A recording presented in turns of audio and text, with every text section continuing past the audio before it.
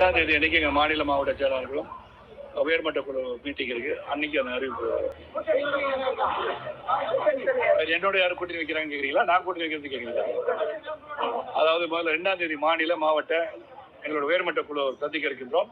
அதுக்கப்புறம் ஒரு முடிவு எடுப்போம். யாருக்கு 234 தொகுதி சட்டமன்றத்தில் 39 தொகுதி பாராளுமன்றத்தில் சாதகமான தொகுதி தான். கூட்டணி பத்தி நான் அதுவே பேசலையே, நாங்கள் முடிவே எடுக்கலையே.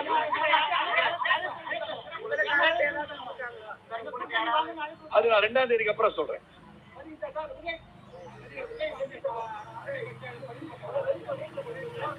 நல்லது தானே, எல்லாரும் அரசியல் வரணும் தானே சொல்லிட்டு இருக்கிறோம். எல்லாரும் அரசியல் வரணும் தான் நான் சொல்றேன்.